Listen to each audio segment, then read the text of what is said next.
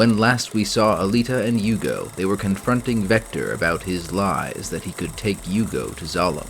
Hunted for his crimes and his dream unattainable, what will Yugo do, and how will Alita react when this boy she's become so fond of loses everything?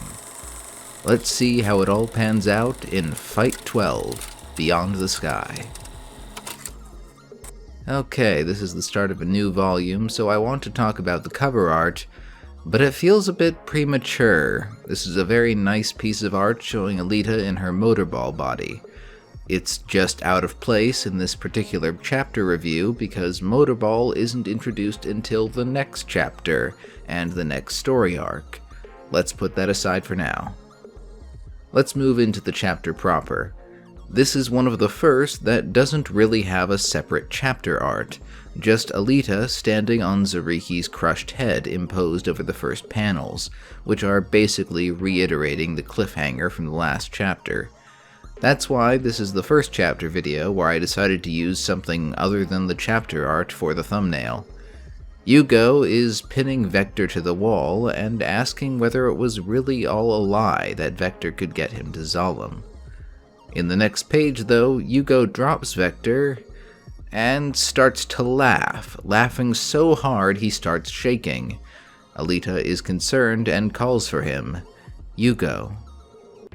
But he says that Yugo is dead, pointing to all his chips so painstakingly gathered over the past 3 years. That's all that's left of Yugo, he says, all that remains of his soul. Yugo never even realized all these chips would be worthless in Zalem. Alita and Vector look on warily. Clearly, Yugo is cracking. Alita cries out that he's wrong, that he can have a future. The sun will still come up tomorrow, even if he isn't in Zalem. They can start over together. Yugo is not receptive. Tomorrow, you say? Tomorrow means nothing. To a dead man, he says as he smashes through Vector's office window. Alita rushes after him, leaving Vector with a death glare. Elsewhere in the scrapyard, Ito steps outside and notices that it's begun to rain. Alita has lost sight of Yugo. Then it starts raining chips. When the crowd scrambles for the money, Alita looks up to see Yugo walking on one of the great tubes connecting Zalem to the ground. He's already gotten quite a ways up, so I guess some time has passed, though it isn't that well communicated. Yugo laughs deliriously about how he's going to get up to Zalem and have a look at its smug face. Then a ring of blades spins down the tube towards him. At the base of the tube, a deckman number 10, absurdly holding an umbrella, informs Alita that she's not supposed to climb up there. Naturally, she tells him to shove it. He does explain what the spinning blades are. They're rat-catcher defense rings. Every 500 meters, a set drops from Zalem to catch rats climbing to Zalem. I think that means a defense ring is released at 500-meter intervals the farther one climbs. Apparently, Yugo has already managed to get past 6, including that one just now, so he's been running up that thing for 3 kilometers. Alita is set to go after him. Up in the clouds, we see that Yugo didn't get past that last defense ring unscathed, missing both of his feet and most of his coat. He's much closer to Zalem, though, and he rants a bit to the city about how small and insignificant he is next to Zalem, how he let the city drive him mad and lose everything. A voice calls out to him. It's Alita, who has followed him up.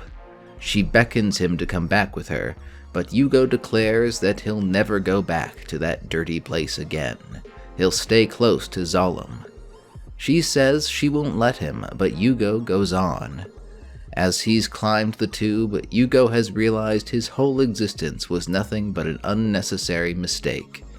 Alita calls him a coward, saying that Zalem and the scrapyard are not everything, and declaring that Yugo is the one person she needs in this world. As love confessions go, it's pretty intense, and you couldn't get a more dramatic location. I'll comment a bit more on the love story at the end. I'm a little confused though. Why is the sky black? Is it night, or are they so high up we're starting to enter outer space? Anyway, Yugo is seemingly stunned by this confession as Alita tells him they can find him a new way of life together. After a moment, he agrees to come down. Alita has a moment to rejoice that she managed to turn him away from Zalem, before a defense ring appears and slices Yugo's body to pieces. Alita throws herself over the spinning blades after Yugo, catching him by his remaining arm and catching herself by stabbing the tube with her knife, but his arm starts to break. Despite this, Yugo smiles at Alita and says he's glad he got to talk to her at the end, before wishing her goodbye. His arm breaks, and Yugo is gone. We don't actually see him fall, but I think the idea is that the last we see of Yugo is his smile at Alita, having achieved some measure of peace in these last moments thanks to her. Alita hugs Yugo's arm to her as she shivers, perhaps weeping, and our final image of this arc is Zalem sitting in the sky. Someone is saying goodbye, but I'm not sure if it's Alita or an echo of Yugo. Alright, this is a very popular chapter for Alita fans, just for how incredibly tragic Yugo's story turned out to be. Yugo defined himself by his dream and his unwillingness to give up on it in the face of a cruel and unforgiving world. Then all his hopes were revealed to be based on lies. He breaks, and only at the very end is he able to recognize Alita's feelings. Too late. For Alita's part, I would still describe the way she feels about Yugo as immature. That's sort of my take on the whole romance, but her main experience here is baring her heart to someone and then having that person abruptly ripped away. She just looks utterly hollow at the end here. She's been hurt. This was a really daring direction for the story, I think, after we got such a triumphant story of Alita fighting the evil Makaku in the last arc. Here she failed to save someone she cared about. Zalem and the scrapyard beat her. This is fertile ground for future storytelling. However, I want to keep the larger arc reflections to another video, so that's where I'll leave that for this video. Next time, we'll get started on the third story of Battle Angel Alita, the Motorball arc. Until then, I hope you all have a good day.